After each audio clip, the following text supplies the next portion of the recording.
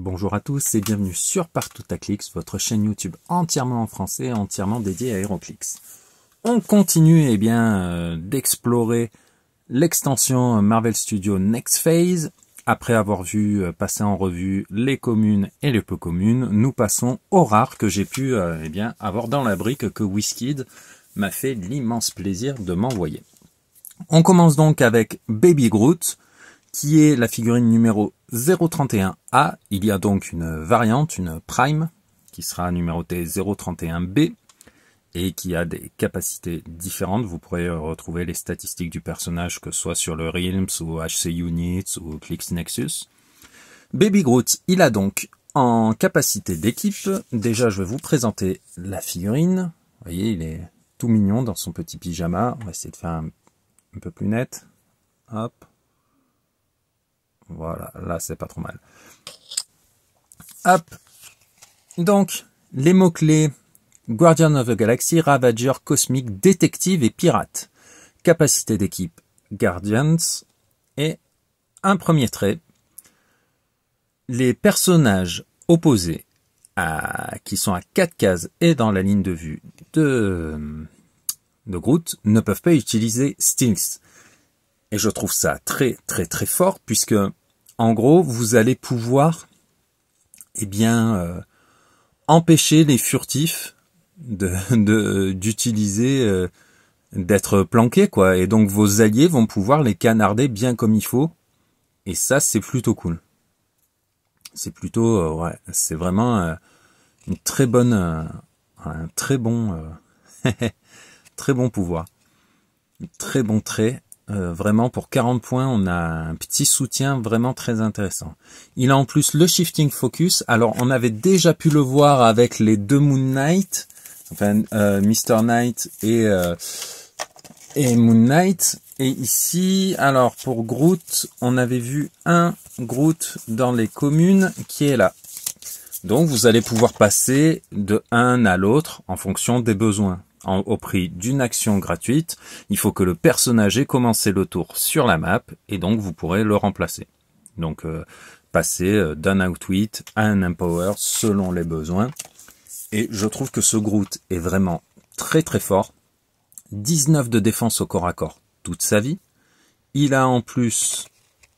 alors il a 2 traits, et en plus je vois qu'il a un pouvoir blanc de mouvement, Sidestep, Force Blast en free, mais uniquement pour cibler des personnages qui ont bougé depuis votre dernier tour. Et Baby Groot peut knockback des personnages plus grands que lui. Parce que oui, dans HeroClix, si vous êtes plus petit, comme ici, Tiny, c'est la plus petite taille. Si vous êtes en face d'un personnage standard, normalement, vous ne pouvez pas le faire reculer. Et bien là, Groot peut le faire. Et il pourrait même le faire en action gratuite si jamais le personnage s'est déplacé depuis votre dernier tour. Il a Sidestep, ce qui va vous permettre quand même de bouger de 7 cases plus 2, plus encore avoir accès à Outwit sur 4 cases. Donc vous pouvez vraiment le placer comme vous voulez. Alors, je trouve intéressant et curieux à la fois d'avoir Improve Targeting terrain gênant, parce que dans la mesure où les personnages à 4 cases de Groot ne peuvent pas utiliser Stealth, et que vous voyez à travers les terrains gênants mais que vous n'avez pas de portée, et que c'est curieux, la combinaison est bizarre, puisque ok, pour utiliser Force Blast vous avez besoin d'une ligne de vue vers la cible. Donc même s'il était furtif, vous le voyez. Donc ouais, la combinaison est bizarre. Ça fait un petit peu doublon, puisque vous n'allez pas faire de jet d'attaque à distance, donc vu qu'il a 0 de portée. Donc il n'y a pas le bonus de défense à distance. Bon, ben écoutez, on prend, c'est un bonus. Disons qu'il y a peut-être des pouvoirs autres qui vont faire que lorsqu'un personnage est dans un terrain gênant autre que Stealth, on ne peut pas le cibler. Et bien là, vous pourrez quand même le cibler et utiliser Outwit pour pourquoi pas contrer ce pouvoir qui empêche vos alliés de le voir. Ça fait voilà, beaucoup de conditions pour un doublon, mais bon, les pouvoirs sont inutiles jusqu'à ce qu'on ait besoin de les utiliser et que d'un coup on se dit ah, c'était pas si mal que ça. Donc on a quand même un petit soutien à 40 points qui peut changer de profil en fonction des autres Baby Groot que vous avez, avec une très haute valeur de défense au corps à corps et l'indispensable Outwit, qui est un pouvoir, je trouve, qui peut parfois manquer aux gardiens de la galaxie, selon les versions que vous allez jouer. Donc très content de cette rare qui est plutôt sympa. On passe à la rare numéro 032, Maya Lopez, que l'on a déjà pu voir dans un autre niveau de rareté. Et là, comme on passe en rare, on passe dans un autre niveau de violence, puisque, alors, elle a en free, choisissez un pouvoir standard qu'un personnage adjacent opposé peut utiliser. Maya Lopez peut utiliser ce pouvoir jusqu'à ce que vous choisissiez à nouveau. En pouvoir de déplacement, elle a charge, sidestep, stealth. Donc elle est furtive, elle peut se déplacer de 2 cases gratuitement et elle peut se déplacer de la moitié de son mouvement pour faire une attaque au corps à corps. D'ailleurs, au corps à corps, on voit qu'elle a Quake toute sa vie et plus 2 de défense toute sa vie. Donc là, on est sur du 20, 19, 19, 19, 18, 18. C'est très très très fort. Elle a en plus un pouvoir blanc en dégâts qui dit Close Combat Expert. Donc là, déjà, de base, vous savez que vous avez plus 1 à l'attaque, plus 1 au dégâts. Toute la vie lors de vos attaques au corps à corps. Quand Maya Lopez attaque un ou plusieurs caractères qui peuvent utiliser Blade Claw Fangs ou qui ont le mot-clé Marksman, modifiez son attaque de plus 1. Donc, dans l'extension, vous allez croiser, si vous jouez en scellé, vous allez croiser beaucoup de Marksman, puisque vous allez avoir les Hawkeye, tout ce genre de choses. Pas mal de Lame Griffe Crow également. Et donc, vous allez encore avoir un bonus de plus 1. Donc là, potentiellement en scellé, sur votre charge, vous n'êtes pas à 6, 11, 18, 3, mais si vous cumulez votre bonus, plus votre bonus parce que vous ciblez un Marksman, plus Close Combat Expert, vous êtes à 6, 13, 18, 4 pour 60 points. Sachant que vous pouvez copier n'importe quel pouvoir d'un ennemi adjacent au prix d'une action gratuite. Donc vous pouvez récupérer Flurry pour faire 2 attaques au corps à corps, vous pouvez récupérer Exploit Weakness pour infliger des dégâts pénétrants, contrôle des probabilités pour relancer les dés. Elle est en plus team player, donc elle va pouvoir copier les capacités d'équipe des membres de votre équipe. Magia, assassin, martial artiste. Donc là, ouais, pour 60 points, on a des figurines, je trouve, dans cette extension qui sont assez folles au niveau des valeurs et qui vont pouvoir briller en pulp. C'est vraiment vraiment assez fou. Donc on continue. Figurine numéro 033, Red Dagger. Alors Red Dagger, il intervient dans la série Miss Marvel. Donc là vous voyez, hein, Red Dagger, ils sont pas trop embêtés dans la série, ils ont mis un foulard rouge sur le museau, et voilà. Au niveau des mots-clés, il a les mots-clés Cosmic, Martial Artist, Spy, Warrior. Entrée, il a Stealth. Dans toute sa vie, il est furtif. Les lignes tracées vers Red Dagger ou un personnage allié adjacent qui croise le bord d'un terrain élevé sont considérés comme hindered, gênés. Donc vous avez un bonus de plus 1 contre les attaques à distance à la défense si la ligne de vue passe par un terrain élevé, le bord d'un terrain élevé. Alors, on voit que le dial est très rempli, beaucoup de couleurs. Un pouvoir blanc en déplacement qu'il n'a que sur le premier clic. Donc il a Sidestep. En plus de ça, Red Dagger ne peut pas être ciblé par les personnages adverses à moins qu'ils soient adjacents. Donc il va falloir que les adversaires viennent vous chercher. Il a en plus, au début de votre tour, vous pouvez infliger un dégât inévitable à Red Dagger. Ça, c'est... voilà, je pense que c'est une fois que vous vous êtes rapproché sans que l'on puisse vous cibler grâce à sidestep, plus le reste de votre pouvoir de déplacement. Une fois que vous êtes en position ici, vous mettez les avoines. Vous prenez un clic, vous passez sur le clic 2 et vous avoinez. On voit qu'il a un pouvoir d'attaque. Ce pouvoir d'attaque, c'est Blade Claw Fangs, Giant Reach 3. Donc vous allez pouvoir taper loin, taper fort, faire du lame griffe croc pénétrant grâce à Exploit Weakness sur les clics 2, 3, 5 et 6. Super Sens sur les clics 1 et 4, couplé avec du perplexe. Donc voilà, une figurine équilibrée qui, voilà, 3 de portée, c'est toujours pas mal. Saut escalade, donc ça vous demandera de bien vous placer avant de pouvoir faire votre attaque. Pour 50 points, c'est une bonne figurine.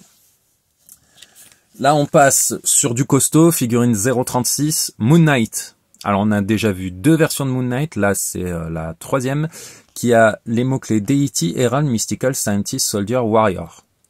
Et là, ce qu'on voit déjà, c'est donc capacité d'équipe, énergie cosmique, mystique, Khonshu, Healing Shoot, premier trait en free, vous soignez Moon Knight d'un clic. Donc ça, déjà, c'est en gratuit, vous pourrez vous soigner d'un clic. Deuxième trait, la vengeance de Khonshu. Choisissez un personnage adverse qui a blessé un personnage allié depuis votre dernier tour. Placez Moon Knight de façon à ce qu'il puisse faire une close attaque et faites-le. Donc ça, c'est en free. En plus de ça, le personnage, quand il se déplace, il ignore les personnages et quand il tire, il ignore les terrains gênants. Et là, on va voir donc le pouvoir blanc de défense Stop Super Senses, et le pouvoir blanc de dégâts qu'il a 1, 2, 3, 4 fois, qui est Battle Fury Exploit Weakness. Et là, c'est 200 points. 200 points avec des... voilà, en scellé, il va faire très mal. Après, oui, en construit, il sera pas méta. À 200 points, vous pouvez rentrer 200 points beaucoup plus puissants, mais en scellé, il va devenir assez ignoble parce que il a du tir, il passe au corps à corps, il passe en hypersonic speed, il repasse au corps à corps, il a du precision strike, de la super force, du quake, du super sens, plus de au corps à corps, de la résistance, et ouais, il devient assez ignoble. Pardon.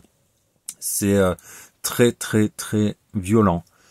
Après, comme je vous dis, il sera pas méta.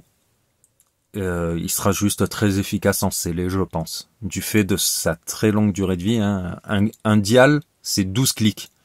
Il en a 11. Donc, il n'a qu'un clic de KO sur tout son dial. Donc, il va être très long à tomber, sachant qu'il y a 1, 2, 3 stop clics. Il faut au moins 4 attaques pour le mettre KO. Donc, ouais, bon courage. C'est une grosse figue. Ils font ça en ce moment, de temps en temps. Ils vous mettent un personnage à 200 points dans l'extension. Dans Wheel of Vengeance, il y a eu un Ghost Rider dans le Play Atom Kit. Il y a eu un Spider-Man dans Amazing Beyond à 200 points. Il y a eu les Hulk, les Iron Man. C'est des délires qui se font de nous mettre des personnages aussi chers. Donc là, hop, je vous présente la figue qui est... Voilà, elle est jolie. Après, la peinture, forcément, est assez simple. Hein. Habillé tout en blanc. Bon. On passe à la figurine 037A, qui a donc une variante 037B, une autre version du Kingpin, que je vous présente ici. Donc, très bien faite. Hein. Je le trouve vraiment très sympa. Au niveau des... Alors, capacité d'équipe, Underworld. Au niveau des mots-clés, Magia, Assassin, Brute, Martial Artist, Politician, Ruler. Je suis assez content parce que c'est un Kingpin qui a plein de mots-clés. On va pouvoir l'intégrer dans plus d'équipes que habituellement. Il a entré Willpower et les personnages adverses dans les 4 cases ne peuvent pas utiliser Willpower. Et c'est pas mal parce que vous n'avez pas besoin de ligne de vue. Il dispose... En pouvoir blanc, sur ces 3 premiers clics, vous pouvez le jouer en 90 ou 50. Si vous le jouez en 50, vous commencez clic 4, ici, avec les clics de Mastermind. Si vous le jouez à 90, vous bénéficiez des 3-18 de défense, où il a Invincible, Mastermind, Protected Outwit, uniquement depuis les personnages moins chers en points. Il a aussi Leadership et Outwit, Donc deux pouvoirs de soutien très intéressants, puisque vous allez pouvoir contrer les pouvoirs adverses, enfin empêcher l'accès aux pouvoirs standards des personnages adverses, avoir une action en plus, donc c'est plutôt pas mal. C'est le Kingpin qui tabasse, puisqu'il a quand même 12 d'attaque, 4 de dégâts, avec super force, il a charge toute sa vie. Alors à la fin, il a Battle Fury ici. Ça veut dire que vous ne pourrez pas le transporter, mais bon, je pense que c'est aussi la partie où, si vous arrivez là, disons que c'est le moment où il faut taper, et c'est plus le moment d'essayer de vous planquer. Donc ouais, une figurine intéressante, qui va être très sympa à intégrer, en plus avec le mot-clé martial artiste. On va pouvoir le mettre avec la plupart des personnages qui ont le mot-clé la main, tout en restant thématique, donc c'est plutôt cool. J'aime beaucoup. On continue avec une figurine issue, hop, de Werewolf by Night. C'était le long métrage qui est sorti à Halloween l'année dernière, en noir et blanc dans un premier temps, puis en couleur. Et donc, une figurine, je ne vous le cache pas, qui est un peu difficile à comprendre, donc je vais vous montrer la sculpture déjà. Donc classique, hein, rien de noir et blanc comme dans la... Et moi, je suis un peu perplexe devant ça, puisqu'entrée, il a support et perplexe. Support en free, uniquement pour choisir des personnages qui ont le mot-clé monster. Très bien. Pourquoi je suis perplexe? Parce qu'il a perplexe et support le reste de sa vie.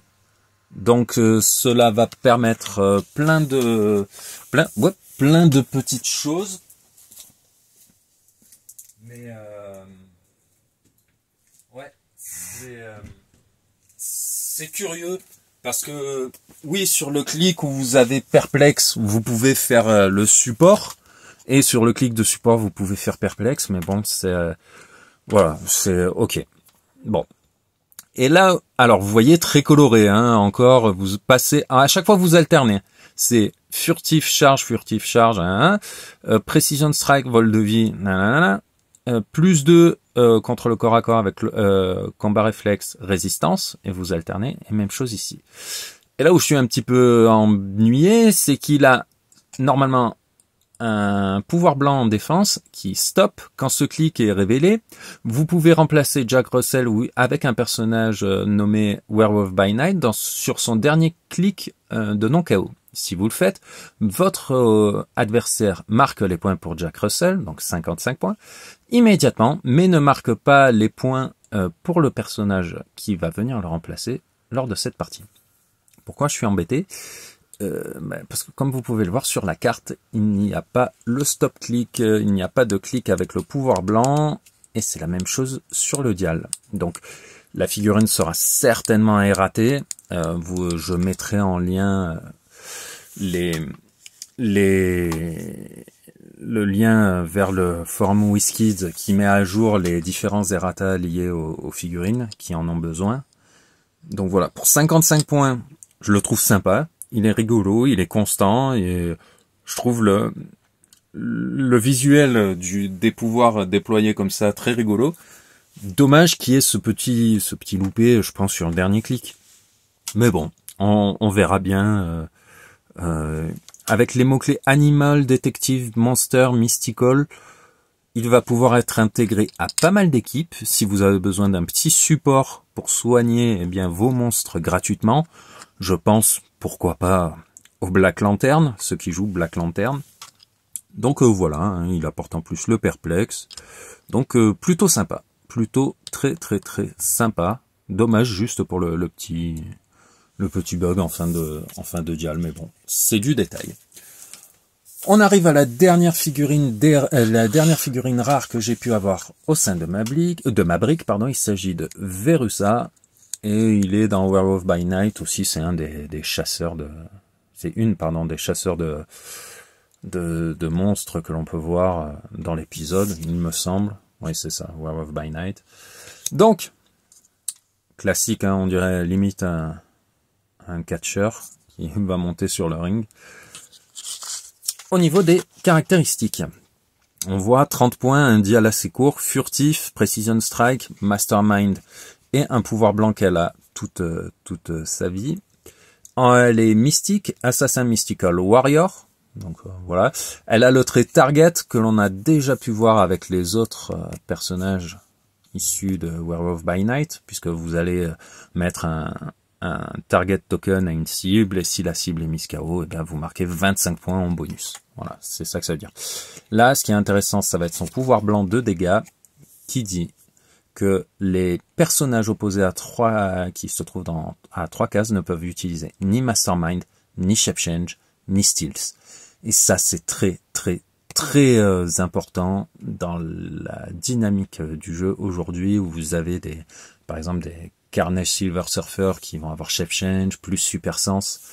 Et souvent, cette combinaison est assez compliquée à gérer. Alors, je vous dis pas, vous allez peut-être pas sacrifier 30 points de votre équipe pour intégrer un personnage comme ça, pour contrer un Carnage Silver Surfer. C'est un exemple. Mais voilà, je trouve très intéressant de pouvoir bloquer des combos Super Sense Shape Change avec une petite rare à 30 points. On voit qu'elle a quand même un deuxième trait. Ce trait dit que lorsqu'un personnage allié met KO un personnage qui a le target token, vous pouvez soigner le personnage allié de 2 clics, et pour cette partie, il a la capacité d'équipe mystique. Donc ça, c'est plutôt pas mal, puisque si vous intégrez cette figurine dans votre équipe, que vous lui faites mettre le token, target token, à une cible, et imaginons que dans votre équipe vous avez Moon Knight, est-ce que ça vaut le coup? Non, il est déjà mystique. Imaginons que vous avez Kingpin, et vous dites c'est mon gros attaquant, et qu'il va pouvoir aller charger votre target, il devient mystique, et il est soigné de 2 clics. Je trouve ça assez fort. Si en plus le personnage a donc votre target a le mot-clé monster, vous marquez 15 points de plus. C'est-à-dire, sur une cible, vous marquez 25 points pour le trait The Target, plus 15 points pour le trait spécial de Hunt for the Bloodstone. Donc on est à plus 40 points. Je rappelle à HeroClix, si vous marquez 100 points de plus que le coût de construction total, vous remportez la partie. Et avec la possibilité qu'ont la plupart des personnages, on va dire méta du jeu, de générer, de popper des génériques ou d'autres personnages, on va pas dire facilement, mais on peut dépasser dans une partie à 300 points, eh bien dépasser les 300 points de KO. Et donc potentiellement ces 40 points que vous allez marquer vont pouvoir vous assurer la victoire, alors que autant l'adversaire avait encore des choses à jouer. Donc voilà, là on arrive à la fin des rares. Il n'y en avait que 7 au sein de ma brique, mais je vous ferai un débrief un peu plus complet dans lequel je vous présenterai, voilà, vous voyez toutes les figues, dans lequel je vous présenterai le bilan de ma brique, comme je le fais à chaque fois. Si je devais retenir une figurine en rare parmi celles que j'ai pu avoir, ce serait le Baby Groot, qui est en plein reflet, donc on voit pas ses caractéristiques. Ce serait le Baby Groot, parce qu'il est un super soutien avec son outwit. Et je pense également Maya Lopez, qui est vraiment violente, et sa capacité à copier un pouvoir standard d'un personnage adverse adjacent, je trouve ça très fort. Bon, le Kingpin est bien aussi, hein, bref. Elles sont toutes sympas. Plus on va monter, plus on monte en rareté, plus les figurines sont sympas. Donc voilà. On arrive à la fin de cette vidéo. On se retrouve demain pour parler des 3 rares que j'ai eu au sein de ma brique. Et en attendant, je vous dis à bientôt.